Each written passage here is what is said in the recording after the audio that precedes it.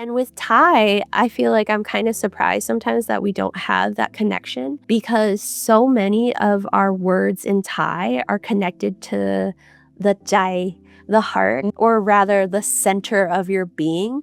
Like when we ask somebody, like, do you understand me? We ask, "Khao jai mai?" Like, does it enter your heart, right? Or like we tell people to be calm, ใจเย็น. Everything is centered around the heart. I think at least with like Thai culture, we should be able to build off of that in talking about mental health because we care so much about our core of who we are, the Thai.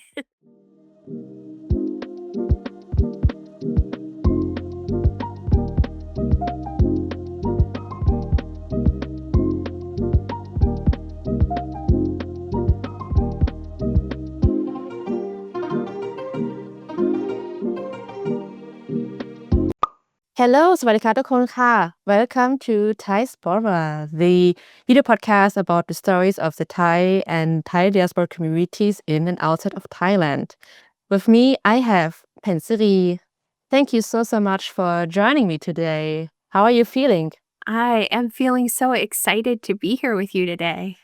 For you guys outside, Pensiri is a mental health counselor at Yale University in Erie, Pennsylvania. A really interesting name for a city, though, Erie. Yeah, you would think with a name like Erie that there would be like good ghost stories and stuff like that. But they're more famous for their lake, which is really beautiful, Lake Erie. And where I live, I guess they're also famous for like Smith hot dogs. Yeah. So Are they that's like what we more got. delicious than regular hot dogs? I I think they're good. They're fine. I don't know about more delicious. Everyone has a different feeling about that. But what's ironic though is like right outside the hot dog factory, there's a man standing outside with a sign that says like Smith hot dogs poisoned me. And he's standing there like a lot of days out of the week. So that's also interesting. Yeah, today's episode will be about you. Which I'm really looking forward to it, to take a deep dive in your story and how your biography is linked to the topic of ethnic minorities in Thailand. This episode is brought to you by me. This podcast aims to shine a light on communities that have often been overlooked, or rather, underrepresented in Western media. In a fast-paced world like ours, I want to tell stories that leave a lasting impression. Creating them in a video format is not only something that I enjoy, but also a way for me to reconnect with and explore my Thai heritage. That said, none of this would be possible without you. You help keep this podcast day afloat. I know nearly every piece of content out there is asking you to like, share, subscribe. Mine is no different. But truly, I'm grateful for every bit of support and engagement. Thank you and ขอบคุณค่ะ Before I start asking you serious questions, I do kind of like a little bit of a pop quiz with every guest. So I will say to you some phrases and I would like to ask you to complete them. Is that fine for you? That sounds so exciting since I'm a counselor and I love psychology. So I love top of mind questions. This is great. Yeah, that sounds awesome. Yeah, let's start. I'm immediately turned off by. Rude people? That's actually very self-explanatory, I would say. Yeah, it's just like, yeah, sometimes it's maybe the audacity of like, wow, did they really just do that? Yeah, so I'm thrown off by rude people. Yeah. Yeah, I agree with you. People assume that I am not from here. What are the common things that you've heard so far about yourself?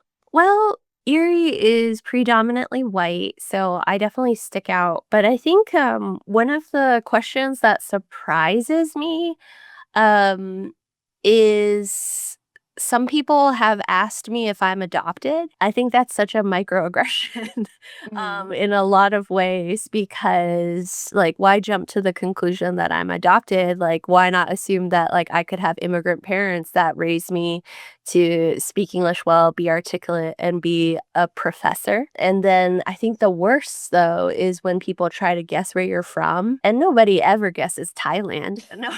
Yeah. I think that can be really displacing, too, when people try to guess where you're from. Yeah, totally.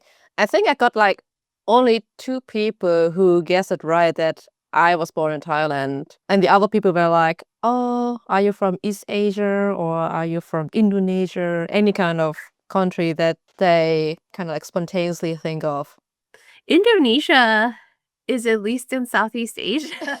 Like, Yeah, the direction is almost kind of right. yeah. I think the strangest guess, and I've actually gotten it a few times here, is are you Inuit? So like a indigenous people group in Alaska. I think you and I have talked about this before, though. It's like being like part of the Thai diaspora, though, like sometimes we do not always feel like we belong completely to being Thai, and then to have strangers never guess that you're Thai. Or to guess and place you in totally different contexts is jarring and odd. Yeah, it's also a bit weird as well because you get these assumptions from really strange people, not even like from your family members or friends. It's really like strange people that you barely meet or barely know of. Next phrase is, as a Thai woman in the States, I feel. I feel a mixture of pride and unease. I think if it were up to me, I'm really proud of my heritage. When I graduated from my doctoral program, I had a really special stole made. It's like what drapes down, and it was made from Lawa fabric, which we're going to talk about later. And so it's like a hand woven piece that I wore along with my doctoral robes that I feel like I worked for. So I'm really proud of being Thai and Lawa. But at the same time, I think being an Asian woman, those are like double minorities here in the United States. So like sometimes just being a woman in certain spaces, I feel like I have to overcompensate to like show, I'm really good at my job, or I'm articulate, or I won't be pushed over. And also at the same time, you're working to not intimidate the people that you're working with and still trying to be warm. There's a double-edged sword, I guess. So that's why there's both unease, but also pride. Like I'm happy to be where I'm from, but I also acknowledge that it comes with its own set of challenges along with the opportunities. Can really feel you because I also felt that this kind of pressure being an immigrant in a Western country and kind of like to demonstrate your value and to kind of like overcompensate your minor feelings, I would say, with your achievements and with great grades. So that you can say, I'm an immigrant, but I'm also this and this. But I also think, but what about the other people? But what about the white folks? They don't have this kind of pressure. So why are we suffering for this? Yes, that's such a good term for it, of like we feel the pressure to demonstrate our value.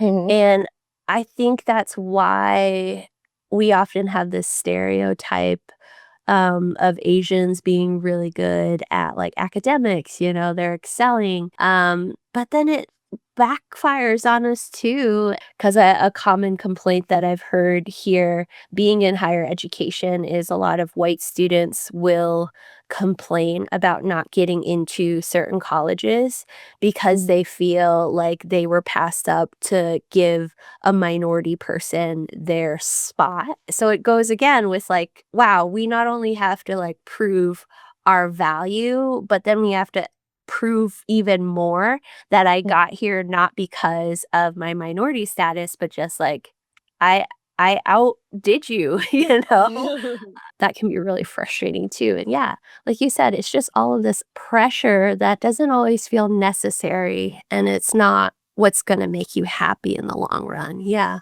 Next phrase, I associate Thailand with. The warm weather and mangoes. Is mango your favorite fruit?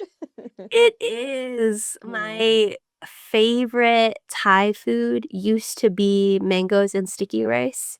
And as soon as I would fly home, my family would have it waiting for me. Like, as soon as I got off the plane, it was, like, in the car when they picked me up, and they would give it to me. Yeah. But I found out as an adult that I'm allergic to coconut. I can't have yeah. That's so bad. I know, it's in everything in Thailand, and so Yes. many desserts, and so Mm. it used to be my favorite. Now I settle for just the mango part. I love mangoes, especially from Thailand. They're not the same once you're, like, outside of Southeast Asia, I feel like. Mango sticky rice is also like one of the common Thai dishes that you can get in Europe. And I think like other desserts, Thai desserts are really rare here. And each time when I'm ordering like Thai like mango sticky rice here in Europe, I think like, oh, I feel home, but then I taste the mango and then it's like, oh my God. Yes, exactly. Why did I order this? The last phrase is I'm attracted to people who are or have. I'm attracted to people who are good listeners. I think because of my profession and maybe part of like some innate nature too, I tend to be a good listener. It's part of my training. And so I notice when people don't do that because I'm doing all of the listening and like prompting so people don't ask me questions in return. And it's funny, like I think I'll walk away from a conversation where I listened for like an hour and that person didn't ask me any questions. And Yes. right, you probably have that all the time because it's kind of been your job too. They walk away feeling very close to you because they felt heard and listened to, but I won't feel that same way because it wasn't reciprocal. So I guess I am attracted to people who are great listeners. And it's not about like standing or sitting there and just passively listen to the person. It's also about attention and listening to the stories and what the other person has to say to you. And I had so many conversations. I would rather say monologues, where I just like sit in front of someone and this person was just like talking about him or herself all the time without asking anything about me or just like anything, and was like, okay, well, what I'm doing here actually, why are we meeting?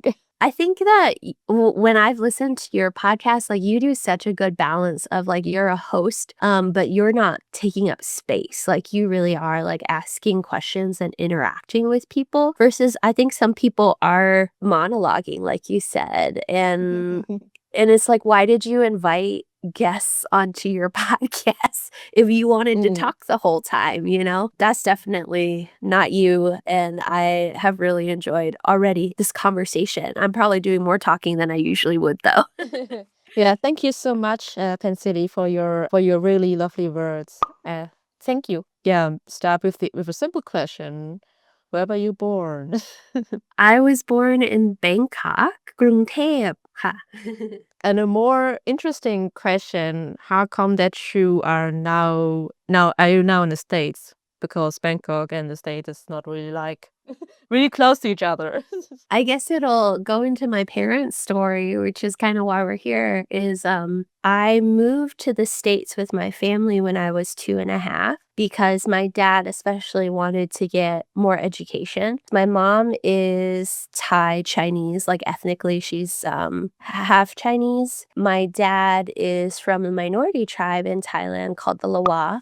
When my parents got together, they faced a lot of opposition. A lot of people didn't want them to get involved to even date. They discouraged that, and then they discouraged them to get married. But my parents loved each other. My dad, I think, back to that idea of like proving your worth. I think my dad felt that pressure to prove his worth along with both of my parents have a strong sense of community and they wanted to go into ministry. My dad decided that to do that well and to add maybe more credentials to his name. He needed to go study in the United States, and that's what he did.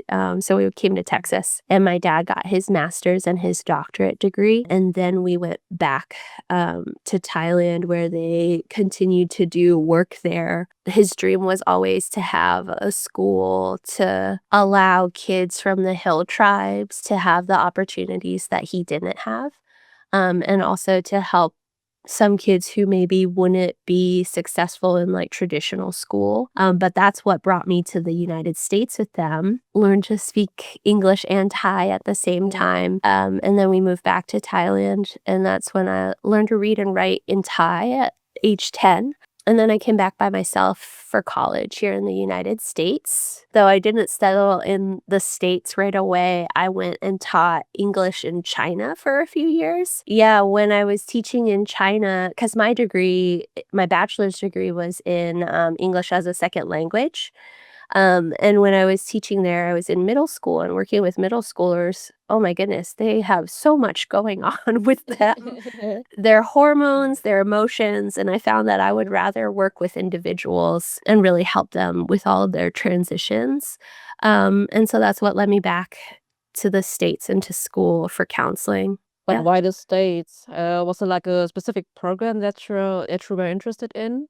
I think it was a combination of where I could get a graduate assistantship, and what was familiar was the United States, because that's where I had school, had done my bachelor's, and I got that graduate assistantship that helped pay for my degree. And so that really sealed the deal as to where I was going. Yeah. Mhm. And this is so interesting that you also taught some kids in China, because I also did an English assistant teaching job in Thailand, in North Thailand, and specifically in Mae Hong Son province, which is quite close to the Thai-Burmese border, or like between like Thailand and Myanmar. And coming back to the Lawa, which is also a tribal group from the ethnic minorities in Thailand. And why are they called hill tribes? Because there are different kind of ethnicities in Thailand. Actually, it's a very polyethnic country. The region where I worked,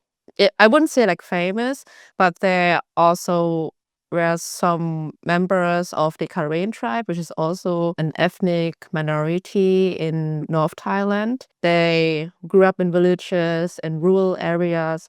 And in order to proceed a high school degree, they needed to go to a bigger city or a bigger town to do this. And they stayed at dorms. And teaching English was, something that I really cherish until this day. And it also taught me a lot about people and how to handle with younger children. I would say my students were approachable, but it was definitely challenging at times in like the group setting and being able to manage and discipline a classroom full of students rather than just like one-on-one. I've obviously gotten over that because I'm a professor now, but I deal with people who are in their 20s and 30s now. So the maturity level is very different. Is it easier for you to handle 20-somethings than teens or preteens? Absolutely.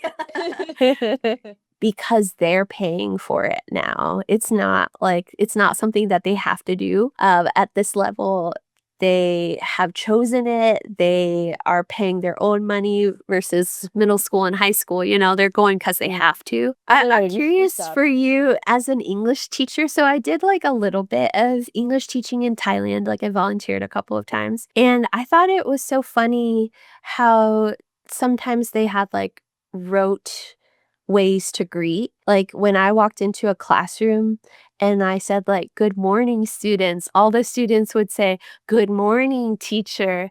And they would expect you to ask the question, "How are you?" So they can say, "I'm fine, thank you." I didn't know that. So like the first time I went in, I said, "Good morning, students." They said, "Good morning, teacher." And I said, "Please have a seat." And they said, "I'm fine, thank you." But strangely, I'm also still in contact with my former students, because they're asking me, "How are you? How are you?" I think one time I met two of them in Chiang Mai, in North Thailand. And they are still calling me teacher, even though I'm not a teacher anymore. And I'm also not working at the school anymore. And they're still telling me, oh, cool. I'm not a crew. Crew is Thai for teacher, by the way. Right. That's so Thai though, right? Is like they're very hierarchical and like title driven. So to just call you by their name or your name would be like too much. Yeah. What your parents think about your profession? In many ways, my parents aren't like the stereotypical Asian parent that push their kids to be like a medical doctor or in STEM or IT. They just wanted me to do a profession that I felt good about, and they felt proud that I picked any type of profession that gave back to the community too. So they were happy when I wanted to be a teacher. Mental health, though, is definitely something that they respect me for doing, but I don't know that they always understand what it is. I think overall in Thailand, that's true. Like everybody knows what psychology is, but people don't understand what counseling is because that's a little different. Like, because when they think of like psychology and people who need psychiatric help, they're thinking like really big things like schizophrenia or even right like or even in Thai language the word for mental health like the regular person might just say somebody's like ผีบ้า or เป็นโรคจิต which like ผีบ้า we could translate that to mean like ghost crazy, and I think that's also a picture of how some people understand when things are wrong with somebody in Thailand, is like they think of it more as like a spiritual issue rather than something tangible that medication and like having someone to talk it through with could help. My parents have always really supported my work and they really value it. But I think at times we've had to like help shape like how we talk about my profession to other people. But yeah, overall they're very supportive. And with Thai, I feel like I'm kind of surprised sometimes that we don't have that connection because so many of our words in Thai are connected to the jai, the heart, or rather the center of your being. Like when we ask somebody like, do you understand me? We ask, เข้าใจไหม? Like, does it enter your heart, right? Or like we tell people to be calm, ใจเย็น, or we tell people like you're too eager, ใจร้อน right? Everything is centered around the heart. And so like I think at least with like Thai culture, we should be able to build off of that in talking about mental health because we care so much about our core of who we are, the Thai. So you mentioned your father is Lawa, whereas your mother is Thai Chinese. How was it like to grow up in a multicultural household? Or was the Thai influence or like the Thai Chinese influence stronger than the Lawa influence or vice versa? Well, I think it might be a little different for me because I also grew up in Texas. So, yes. So I had like a lot of like American influences on my upbringing. But then in the home, I grew up speaking Thai. That's my first language for sure. But both of my parents are from northern Thailand. And so they speak northern Thai, that dialect as well. But they never spoke that to me. They would speak that to each other. And so, like, just language wise, I understand Central Thai and I speak it and write it really well. I understand Northern Thai when it's being spoken, but I'm not confident in speaking Northern Thai. My dad didn't have any other Lawa people around us when we were in Texas, so I never heard any Lawa being spoken. By context, I was like really removed from the Lawa side. When we moved back to Thailand, we stayed in northern Thailand, but mostly like around like Central Thai influences, so I didn't really learn how to speak Lawa. I know a few key phrases. Like whenever we go back to visit my dad's family, they always ask me like while we're eating or like how you're doing, like koppa. That's a phrase I know, and then the the reply is Goya. And that's like the extent of what I know. And I feel kind of sad that that's a part of me that I don't really have a lot of access to. And when I go back to visit my dad's side of the family, I see that sadness mirrored in my elders, like my great aunts and the elders that I see, like they mostly speak Lawa and they don't speak Thai, the central Thai at all. And so they'll like talk to me, but they can't really talk to me. So we kind of just stare back at each other and smile. Or like one of my cousins will translate for me. It gets especially hard as they age and they are like getting older and older and they're thinking about like this might be the last time they see me or something. When I say goodbye, like they're tearing up partly because they're sad that I'm leaving, but also partly because they're sad they can't talk to me more. But I also am blown away by how much love I can feel from somebody who we can't quite understand each other verbally, but we can be in the same space and really feel that presence still. Yeah. I've got also the impression, even though you don't talk the same language as other people in Thailand, they still have affection for you and they have compassion for you and they are still feeling for you, even though you cannot say the words right. Yeah. My Thai sounds more like a Falang Thai because I mostly grew up in Europe and I relearned Thai in my 20s. And each time when I'm in Thailand, they still see me kind of like a foreigner, but they also don't mind because I try to speak Thai with them and they see, oh, she's like, yeah, really trying really hard to speak like a Thai native. Concerning Lawa, because I find this topic very interesting, ethnic minorities, because you hear a lot about Thailand and about Thai culture and Thai language sometimes, but you don't hear much about the other ethnicities in Thailand. The aspect that Thailand is so culturally diverse is kind of like neglected or underrepresented.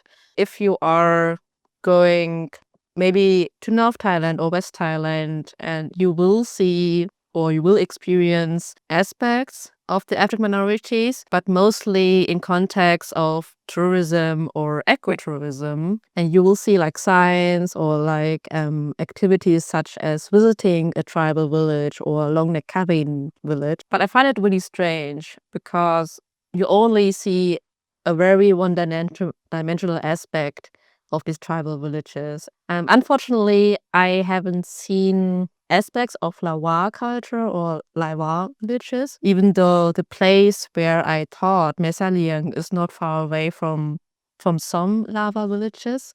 Is there anything that you missed of the Lawa culture, or is that something that you would like to regain knowledge concerning Lawa customs?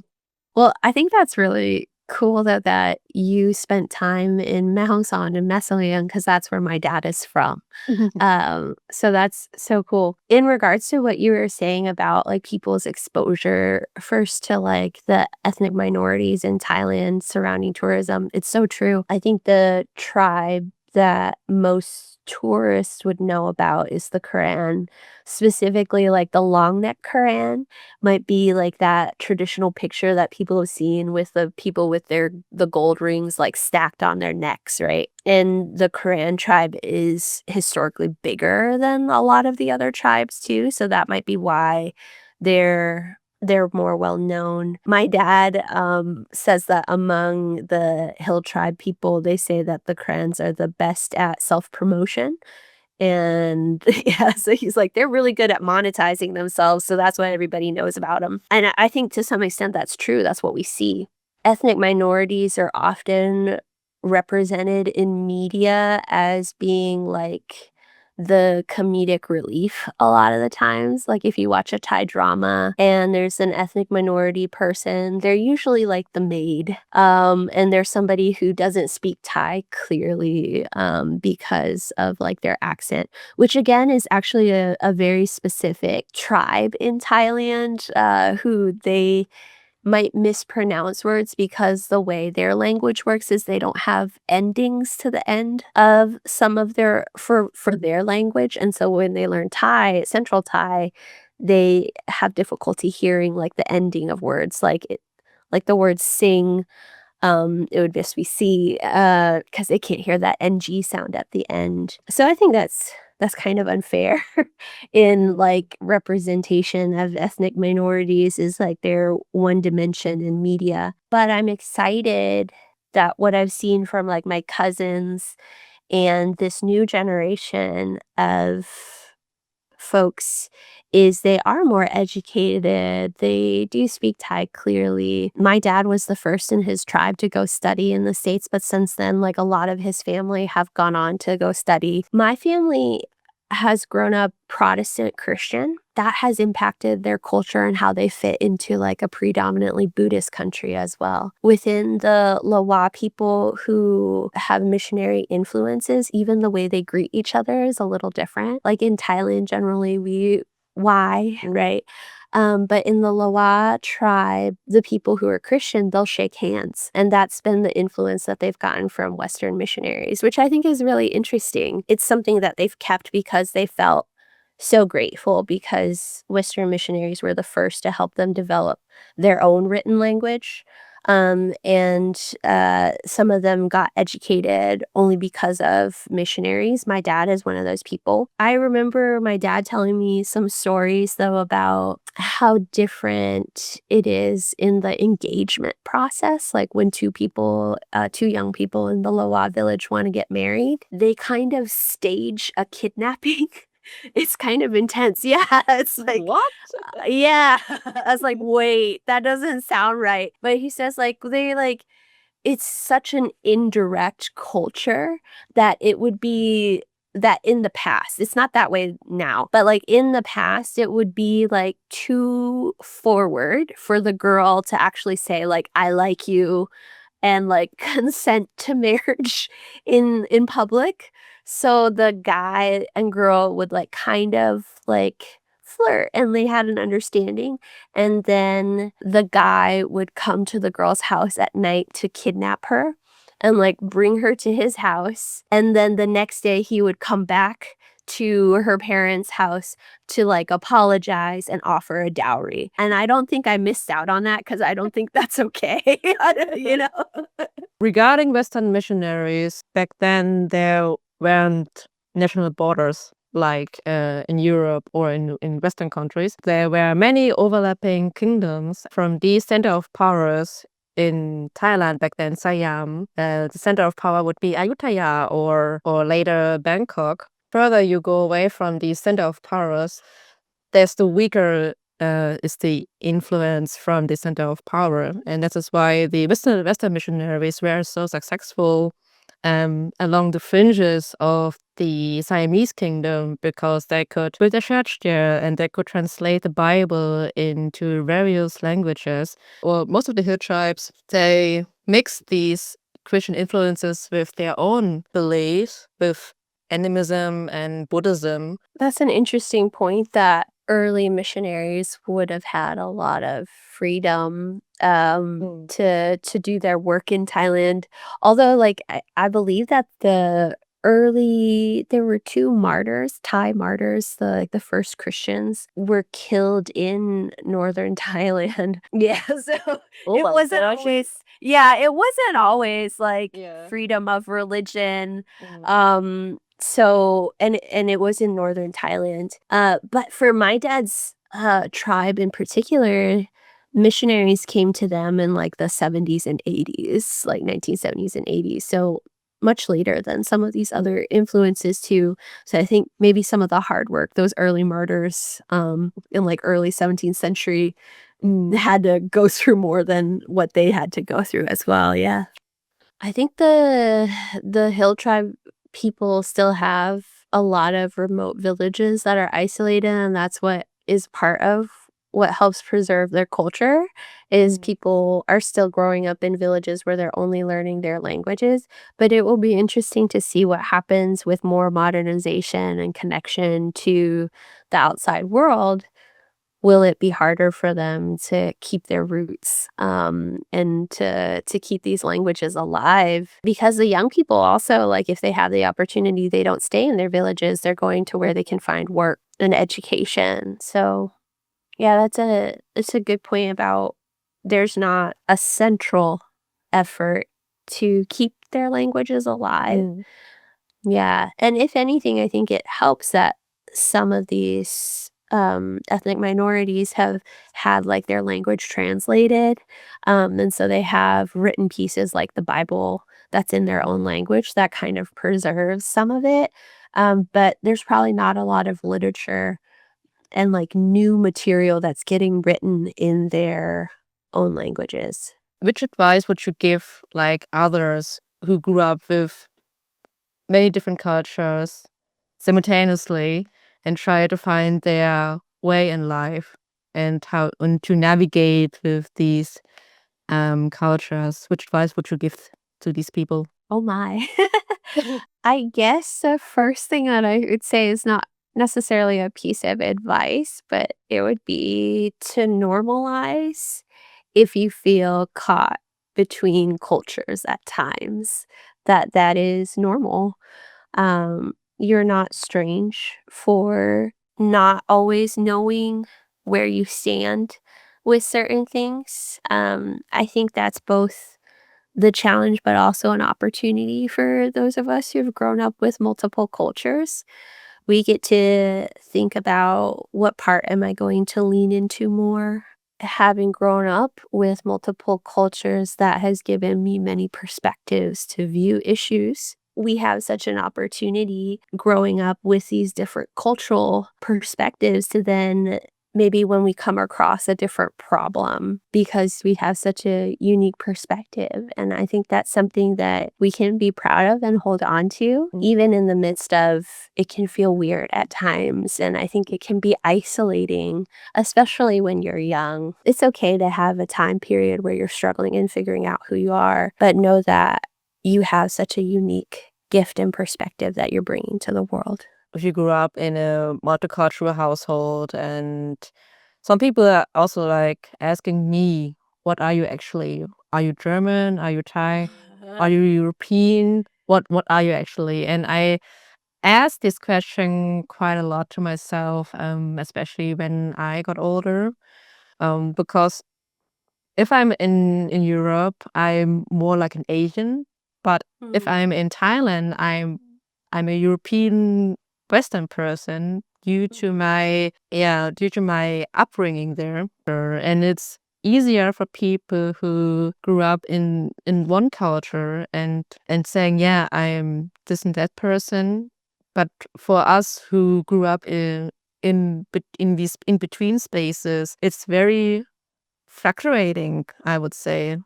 But I think back then, when I was younger, I struggled a lot with my identity because I didn't see many folks who have like the same background.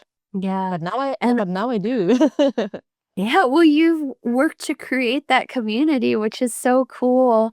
I think it's also tough when we're younger too, because our parents didn't grow up with the same experiences, right? They're like adults who are immigrating, or in my parents' case, they were always planning to go back to Thailand. And so they were thinking of that as their home versus like everything I knew when I was younger, Texas was home. And then Thailand became home later, but they didn't know how to talk to me and how to prepare me for like this identity crisis that I would have.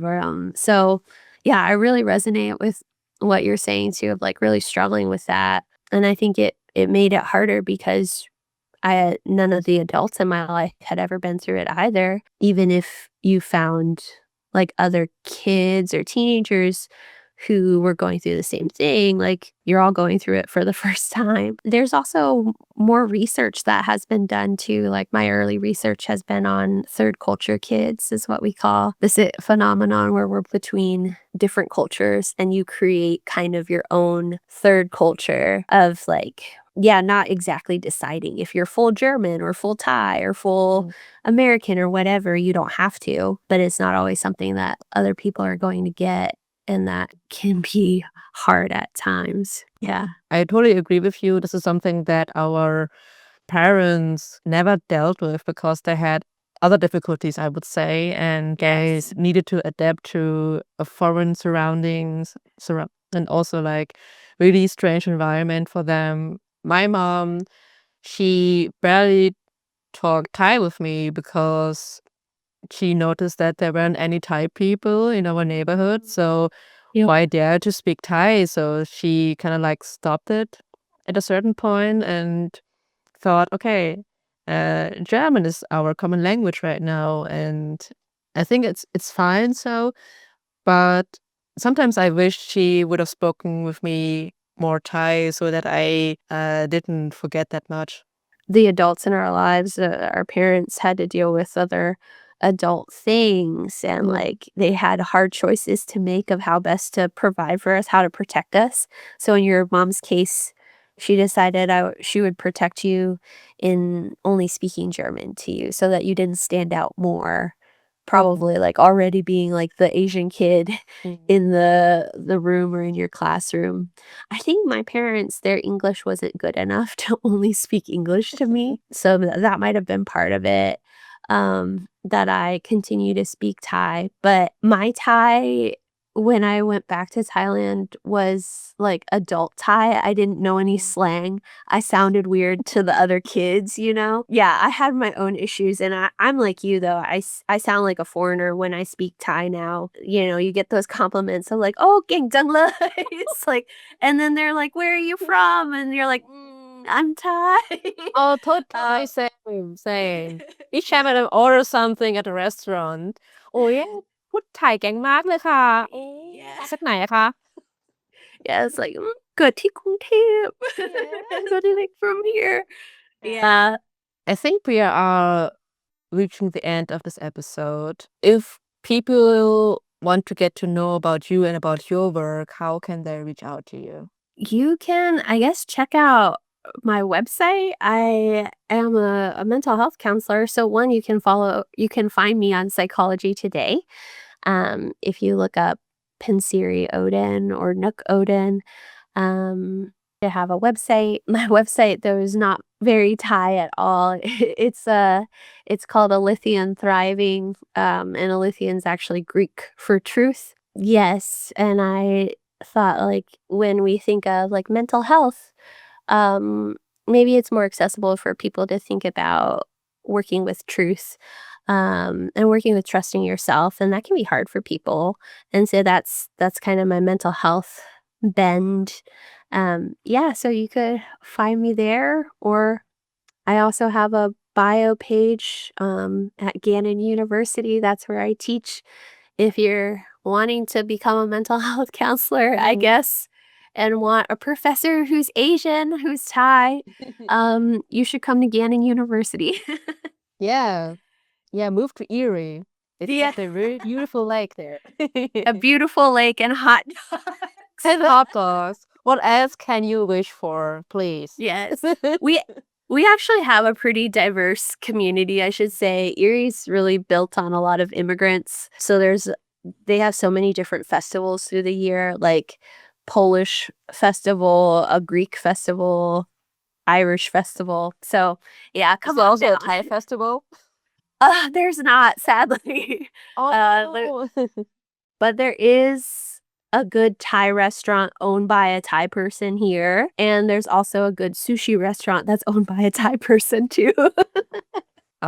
lovely. So please feel free to check out Pensiri on these links. I will put everything down below in the description. Thank you again, Pensiri, for your time and for your insight into your really fascinating family stories and talking with me about ethnic minorities and about Thailand in general. If you are hearing this until this point, it means you are really interested in this show. Thank you so much. If you like to support THAISPORA, please feel free to like, subscribe, and share this episode. And thanks to you again. ขอบคุณมากค่ะ ขอบคุณค่ะ ค่ะ